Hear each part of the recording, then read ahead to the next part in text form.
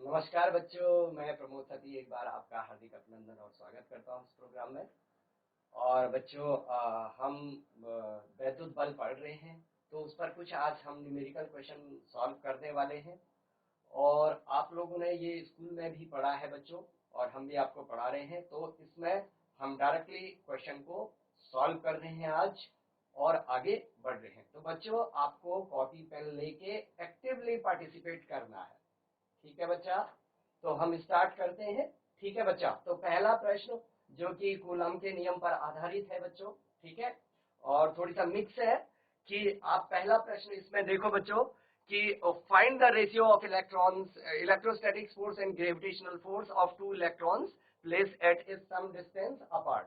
कि दो इलेक्ट्रॉन की कुछ दूरी पर रखे दो इलेक्ट्रॉनों के लिए इलेक्ट्रोस्टैटिक्स बल, मतलब विद्युत बल, जो आपका वैद्युत बल है, वैद्युत बल तथा आपका जो क्या है बच्चा, वैद्युत बल तथा गुरुत्वाकर्षण बल, वैद्युत बल तथा गुरुत्वाकर्षण बल, वैद्युत बल तथा गुरुत्वाकर्षण बल का अनुपात ज्ञात कीजिए। पहली बात बच्चों, नेचर में, प्रकृति में 4 प्रकार के मूलभूत बल हैं। पहला बल कौन सा है बच्चा? गुरुत्वाकर्षण बल। दूसरा कौन सा? विद्युत चुंबकीय बल। तीसरा कौन सा?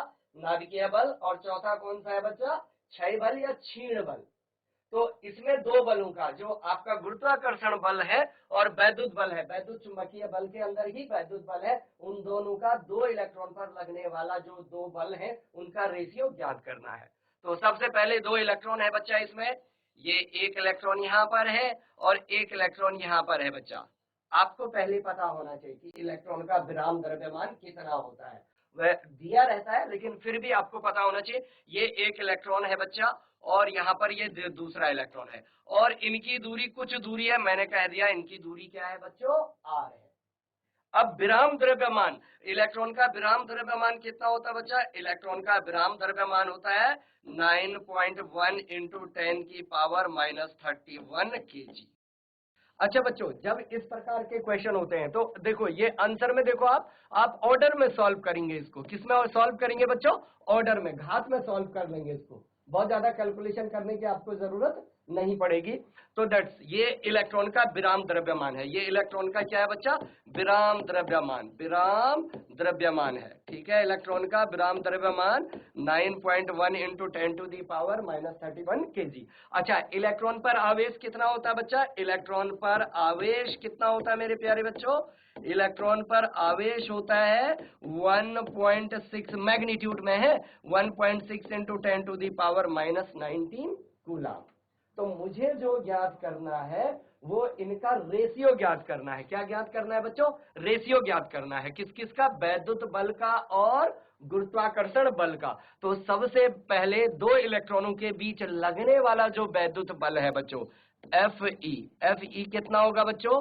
Fe होगा KQ1 Q2 divided by are square. तो KQ1 Q2 divided by are square. और K क्या होता है बच्चा? K आपका नियतांक है, और जिसका मान कितना होता है बच्चा? K का मान कितना होता है? 9.9 into 10 to the power 9। Yes and no बच्चा? तो यहां पर पहले वैल्यू रख दो, वैल्यू रखो। तो क्या हो गया? K और ये भी E और ये भी E divided by are square. तो कितना हो गया बच्चा? KE square by are square. तो दैट्स, ये आपका वैद्युत बल जो आ गया है, वैद्युत बल कितना आया? KE square by are square, equation number 1, ठीक है।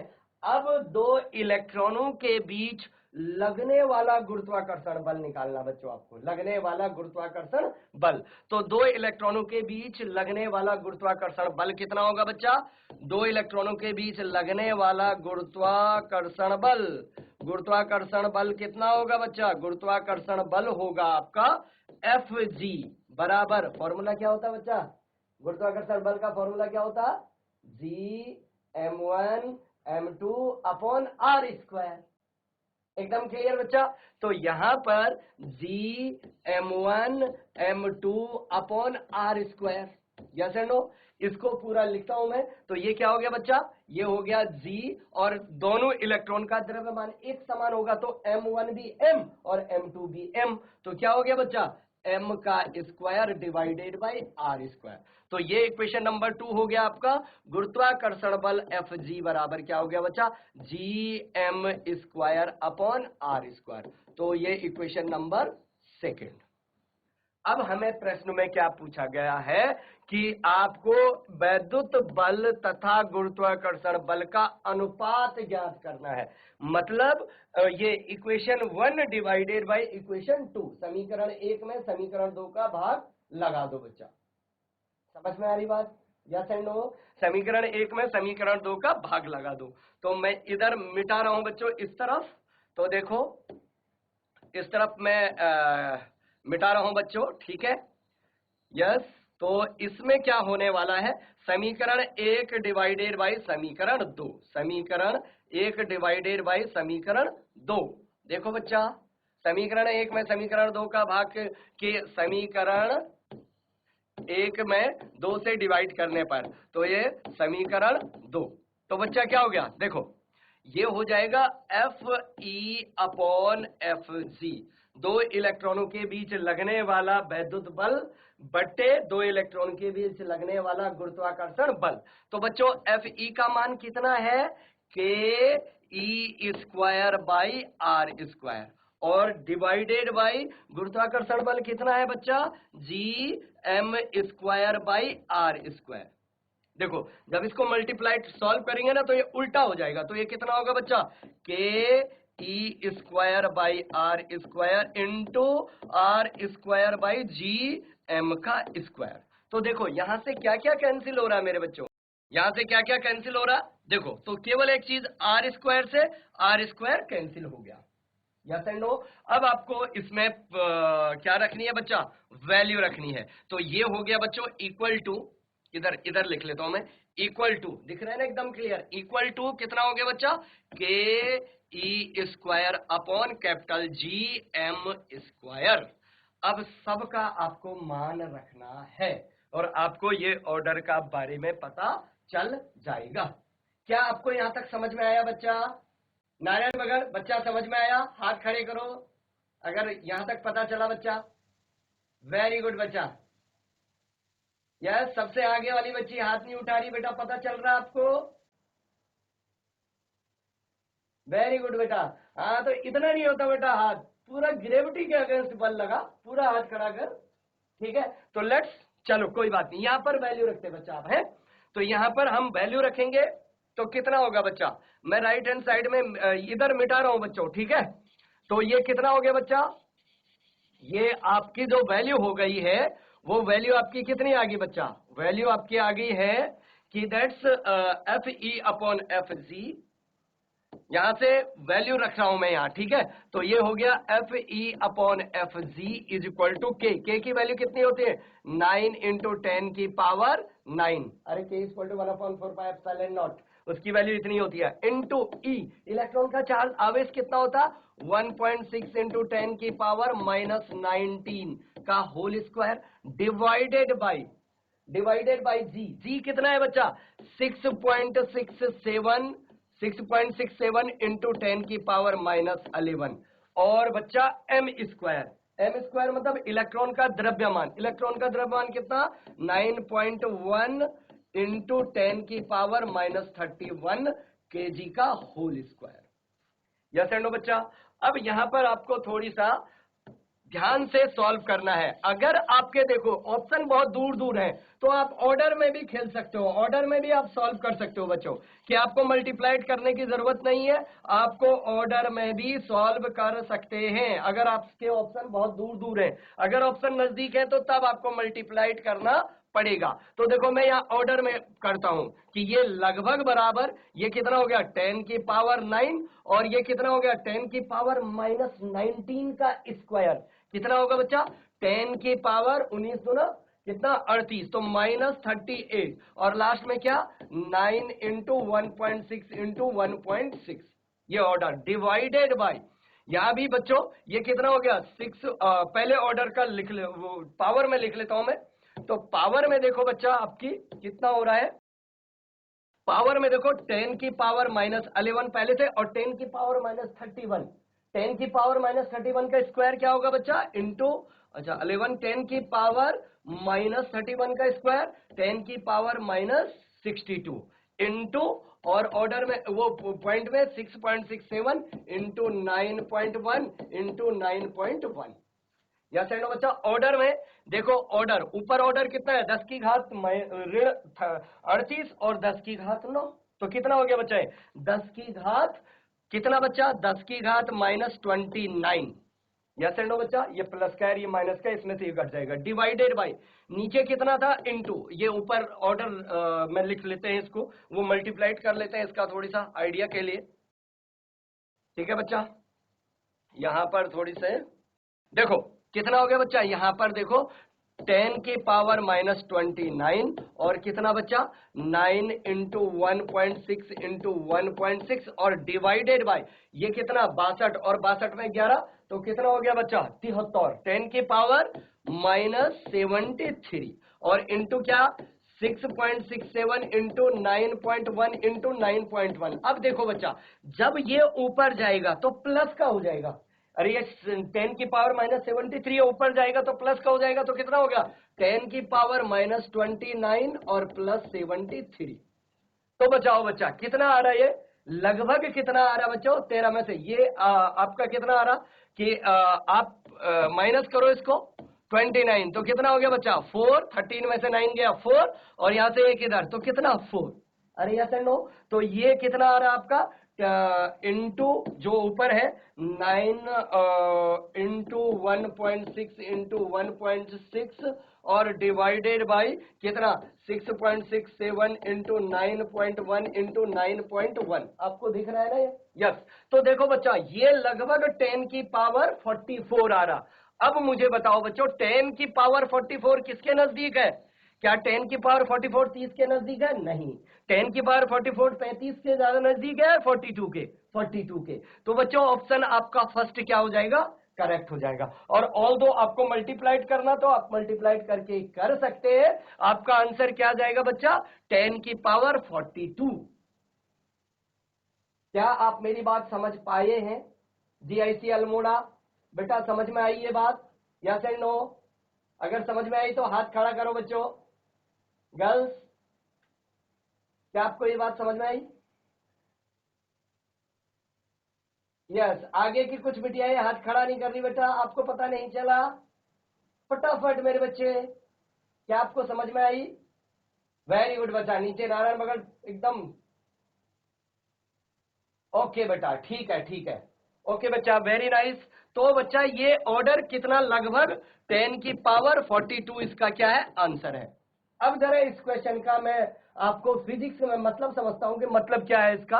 ये तो आपने क्वेश्चन सॉल्व कर दिया, आपने इसको लिख लिया बच्चा, मैं आगे बढ़ूं, यस एंड नो? आगे बढ़ूं, हाँ ना बोलो बेटा फटाफट। जीआईसी पलद्वाड़ी, बच्चा समझ में आ रहा, हाथ खड़ा करो, वेरी गुड बच्चा, ठीक है।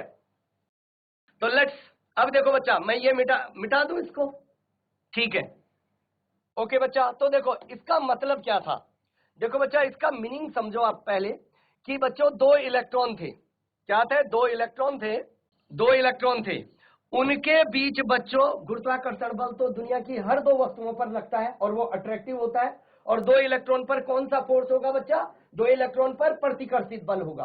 तो बच्चों ये कह रहा है कि जो इनका वैद्युत बल है उसका और इनके बीच गुरुत्वाकर्षण बल किस ऑर्डर का, 10⁻42 टाइम का।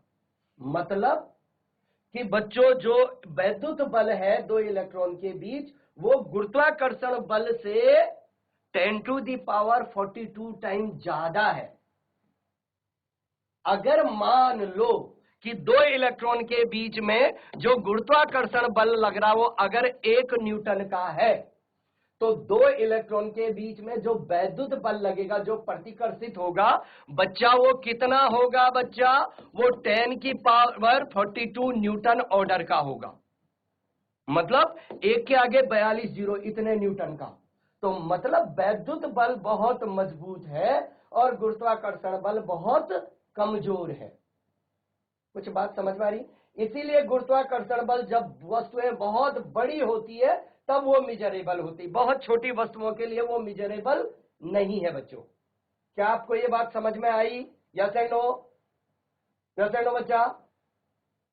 हाथ खड़ा करो अगर समझ में आई ये बात जो मैं कह रहा हूं कि हाँ, वेरी गुड बच्चा। तो आगे हम प्रश्न की तरफ बढ़ते हैं, आगे प्रश्न की तरफ। ठीक है बच्चा? ओके बच्चा।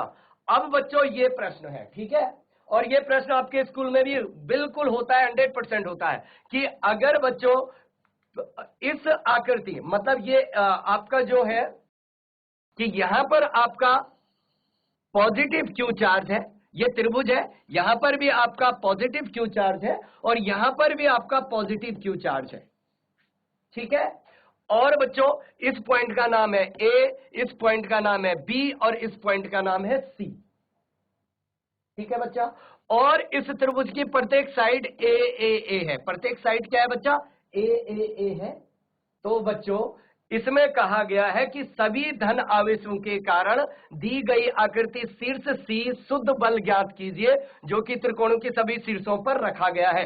कि यहां पर इस वर्टेक्स पर आपको नेट फोर्स ज्ञात करना है, परिणामी बल ज्ञात करना है बच्चों। और यहां पर प्लस क्यू चार्ज, यहां पर भी प्लस क्यू चार्ज और यहां पर भी प्लस क्यू चार्ज। तो बच्चों ये प्रश्न सॉल्व होगा सुपरपोजिशन थ्योरम से, बलों के अध्यारोपण के सिद्धांत से। बच्चों यहां पर मुझे इस प्लस क्यू के कारण भी बल निकालना है और इस प्लस क्यू के कारण भी बल निकालना है। ठीक है बच्चा? तो अब सुनो बच्चा, इस प्लस क्यू के कारण बिंदु बी सी पर जो बल लगेगा बच्चों, वो लाइन ज्वाइनिंग में इस तरफ को लगेगा। और क्या होगा बच्चा? वो force on C due to A charge, FCA। कि इस, अच्छा दोनों धनात्मक है ना, दोनों धनात्मक है तो सी पर ये क्यू चार्ज क्या करेगा? रिपल करेगा, अरे प्रतिकर्षित करेगा। और इस प्लस क्यू के कारण किधर को लगेगा बच्चों? इस तरफ को, line joining between two charges. तो ये क्या होगा? Force on C due to B. Okay बच्चा? अब बच्चों बल एक सदिश राशि है, उसको डायरेक्ट ऐड नहीं कर सकते हैं, उस पर निर्भर भी, इस बात पर भी निर्भर करेगा कि उनके बीच की डायरेक्शन क्या है, उनके बीच का कोण क्या है। तो सबसे पहले मुझे बच्चों इस सी पर बल ज्ञात करना है, तो मैं इस सी पर इस प्लस ए जो प्लस क्यू चार्ज है जो ए पर है उसके कारण बल ज्ञात करूंगा। ठीक है बच्चा? तो क्या बच्चा कि बिंदु वर्टेक्स शीर्ष सी पर, बिंदु सी पर रखे प्लस क्यू आवेश पर, प्लस क्यू आवेश पर बिंदु ए पर रखे प्लस क्यू आवेश के कारण बल, आवेश के कारण बल, आवेश के कारण बल, आवेश के कारण बल कितना होगा बच्चा? कितना होगा मेरे बच्चों? ये होगा force on C due to A. ठीक है बच्चा? अब हम सिर्फ मैग्नीट्यूड लेते हैं, डायरेक्शन हम दिमाग से बता रहे कि भाई दोनों धनात्मक है तो निश्चित प्रतिकर्षित करेंगे। समझ में आ रही बात? Yes and no? कि डायरेक्शन हम दिमाग से बता रहे, ये भी प्लस है ये भी प्लस है तो निश्चित प्रतिकर्षित करेगा, इसलिए सी ए की तरफ लगेगा। तो इसका जो परिमाण होगा, परिमाण वैद्युत बल क्या होता है बच्चा? वो कूलम के नियम के अनुसार क्या होता है? ये भी क्यू ये भी क्यू, तो के Q1 Q2 divided by are square. तो यहां पर K Q1 Q2 divided by are square, सीधा वैल्यू रखो, वैल्यू के को के ही रहने दो, 1/4/ε0 लिखने की जरूरत नहीं है। Q1 भी क्या है बच्चा? Q, और Q2 भी क्या है बच्चा? Q, और इनके बीच की दूरी कितनी है बच्चा? A। तो A, तो कितना हो गया बच्चा? ये हो गया बच्चा आपका के क्यू स्क्वायर अपॉन ए स्क्वायर। एकदम क्लियर कि बच्चों इस बिंदु सी पर इस प्लस क्यू आवेश के कारण जो वैद्युत बल लग रहा है FCA, उसका परिमाण आ गया के क्यू स्क्वायर अपॉन ए स्क्वायर। एकदम क्लियर? एकदम क्लियर बच्चा? GIC जयपुर कोसो बेटा। ओके मेरे बच्चे, लेट्स ओके। तो दूसरा कि इस बिंदु बी पर, इस बिंदु सी पर बी पर रखे आवेश के कारण लगने वाला बल मैं डायरेक्ट लिख रहा हूं कि इसी प्रकार, क्या बच्चा? इसी प्रकार क्या होगा बच्चा? एफ सी बी कितना होगा बच्चा, F C B equal to क्या होगा, K Q one Q two divided by R square, K Q one भी कितना है बच्चा, क्यू, क्यू टू भी कितना है बच्चा, क्यू, और डिवाइडेड बाय आर स्क्वायर किसके बराबर है, ए स्क्वायर के बराबर। तो बच्चा ये भी हो गया के Q square divided by A square. तो बच्चा ये दोनों देखो एफ सी ए और एफ सी बी आप बिंदु सी पर निकाल दिया इन दो आवेश के कारण। अगर एक आवेश और होता तो उसके कारण भी हम वहां पर निकाल सकते थे। अब सुनना बच्चों बात को जरा ध्यान से देखो, इन दोनों का परिमाण एक समान है। इन दोनों का परिमाण क्या है बच्चा, एक समान है।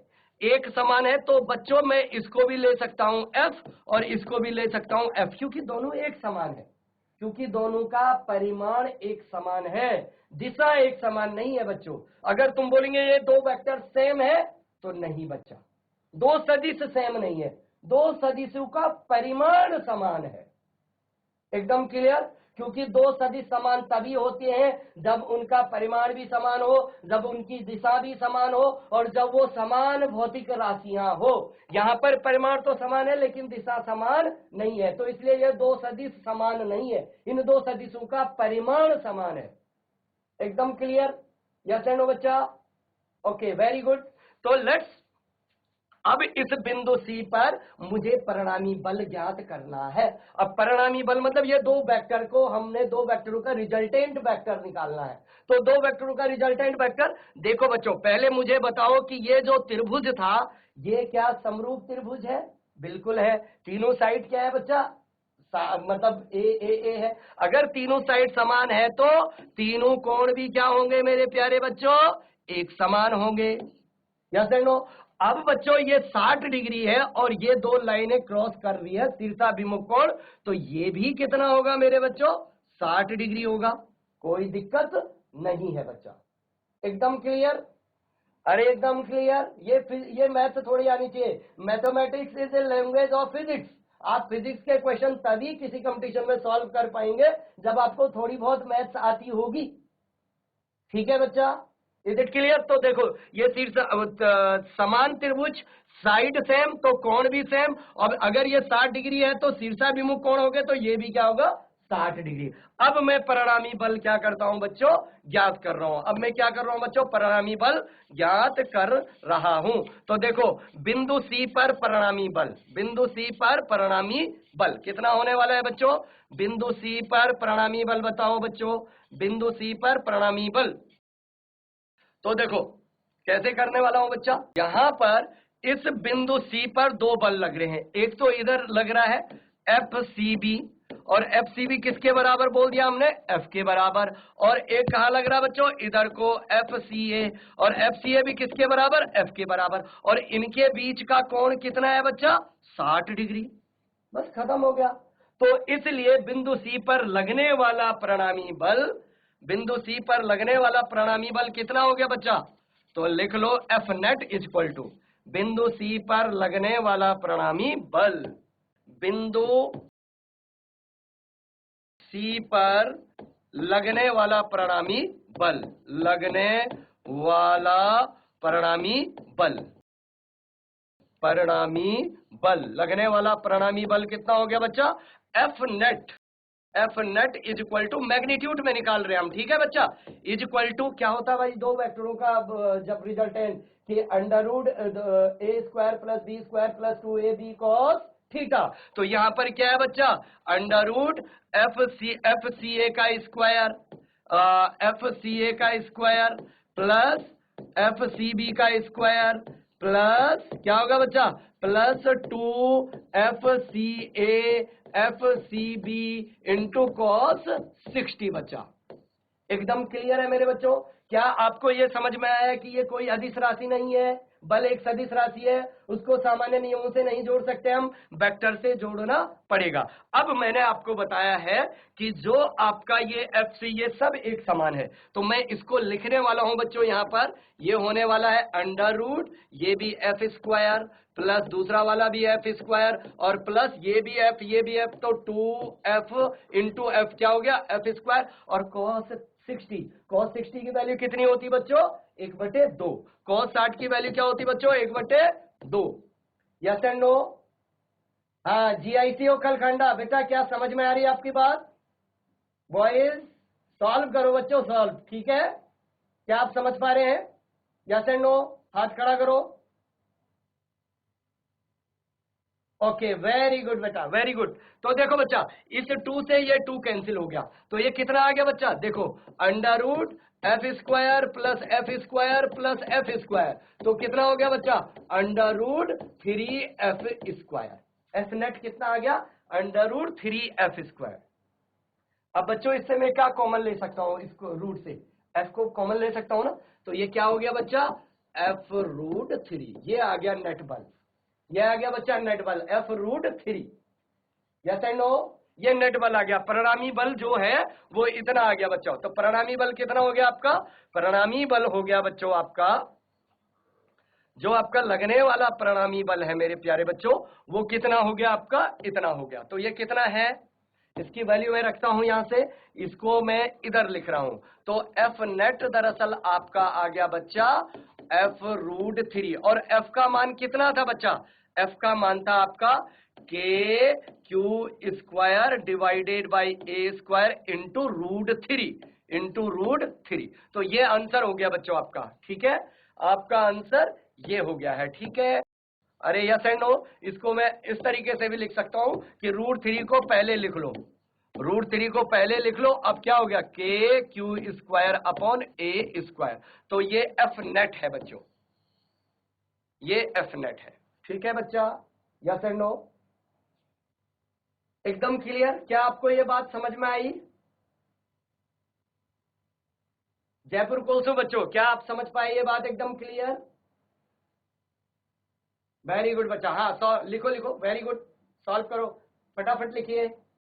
तो यहां पर हमने दो वेक्टर को जोड़ा, इसको सुपरपोजिशन भी से हमने ऐड किया, और वेक्टर के नियम लगाने पड़ेंगे इसमें, क्योंकि बल क्या है? वेक्टर राशि है। अच्छा, एक चीज और याद रखना बच्चों, अगर मान लो ये डायरेक्शन भी पूछ लेता, तो ये बताता कि FCA से डायरेक्शन या FCB से डायरेक्शन, तो बच्चों तब क्या होता है कि जब भी दो बल का परिमाण एक समान है, जब भी दो बल, देखो ये और ये दोनों एफ एफ है, तो उनका जो परिणामी बल होगा बच्चों हमेशा बीच से जाएगा। परिणामी बल कहां से जाएगा बच्चों? बीच से। तो ये टोटल 60 डिग्री था, तो ये भी कितना हो जाएगा? 30 डिग्री, और ये भी कितना हो जाएगा बच्चों? 30 डिग्री। एकदम क्लियर? ये बात समझ में आ रही है कि अगर दो परिणाम सेम है तो उनका रिजल्टेंट हमेशा बीच से जाने वाला है। दो बलों का परिणाम मतलब मैग्नीट्यूड सेम है तो उनका रिजल्टेंट हमेशा बीच से जाएगा। इतनी बात समझ में आई? अब इसी क्वेश्चन में हम कुछ करने वाले हैं। ठीक है बच्चा, तो मैं इसको, आपने लिख लिया बच्चा ये? Yes and no? ओके बच्चा, नारायण बगर आपने लिख लिया बेटा ये? दोनों गर्ल्स पीछे बेटा, सॉल्व करो। ठीक है, चलो आगे बढ़ते हैं।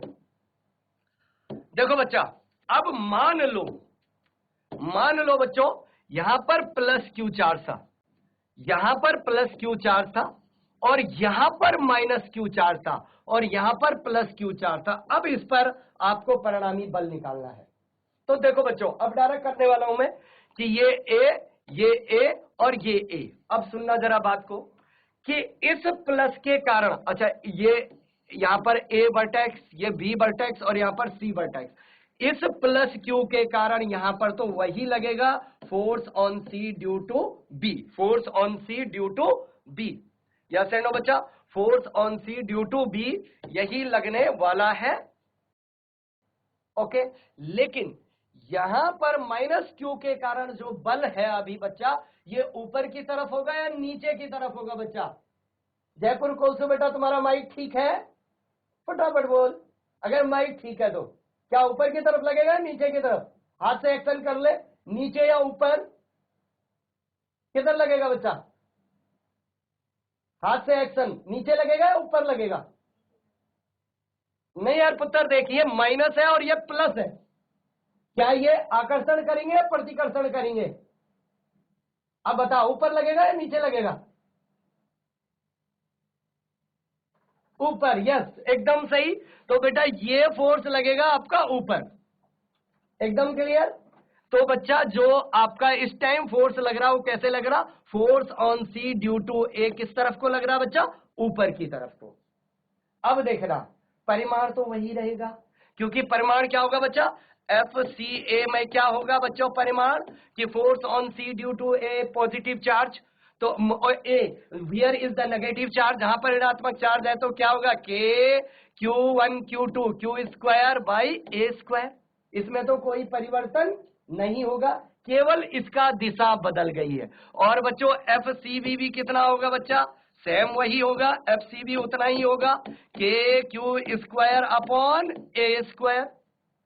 एकदम क्लियर। तो बच्चों दोनों का परिमाण सेम है, तो इसको भी मैंने एफ लिख लिया, इसको भी मैंने एफ लिख लिया। इस बार क्या हुआ बच्चा, दो वेक्टर के बीच का एंगल चेंज हो गया है, यस एंड नो बच्चा। तो दो वेक्टर के बीच का एंगल चेंज हो गया है, तो जीडीआईसी ऊपर वाले बच्चे, ये दो वेक्टर के बीच का एंगल अभी कितना होगा बच्चा, एक वेक्टर ये है, एक वेक्टर ये है, ये क्या है एफ सी बी है, और ये क्या है बच्चा एफ सी ए है, जिन दोनों का परिमाण एक समान है। तो बच्चा ये भी 60 डिग्री था, ये भी 60 डिग्री था, ये भी 60 डिग्री था, तो मेरे बच्चे ये वाला एंगल कितना हो गया इस बार, बता बेटा, ये वाला एंगल कितना हो गया बच्चा इस बार, ये वाला एंगल हो गया इस पर 180 में से 60 घटा दे तो कितना होगा 120 डिग्री। तो बच्चा यहां पर इस बार 120 डिग्री का कोण हो गया, यस एंड नो। तो रिजल्टेंट बल क्या होगा, रिजल्टेंट आपका जो रिजल्टेंट परिणामी बल होगा, परिणामी बल जो होगा बच्चा वो F net is equal to क्या होगा बच्चा, under root A square, A की जगह पर भी F, A square plus B square plus 2ab और कॉस 120 कॉस थीटा, और कॉस 120 की वैल्यू क्या होती है बच्चों -1/2, तो ये कितना हो गया F square plus F square और प्लस 2f स्क्वायर, और ये हो गया -1/2, तो ये 2 से 2 कैंसिल हो गया, तो ये कितना आ गया बच्चा, ये आ गया 2f square, F square F square 2f, और ये -f स्क्वायर, तो कितना आ गया बच्चा ये f square under root F square आ गया, और अंडर रूट एफ स्क्वायर का मतलब f हो गया, क्योंकि स्क्वायर से रूट कैंसिल हो गया बच्चा, स्क्वायर से क्या हो गया रूट कैंसिल हो गया, तो ये आ गया बच्चा माइनस, ये हो गया बच्चा आपका ये f आ गया, ठीक है। तो f नेट कितना आ गया बच्चा, f नेट आ गया आपका f के बराबर, f कितना था के क्यू स्क्वायर अपॉन ए स्क्वायर।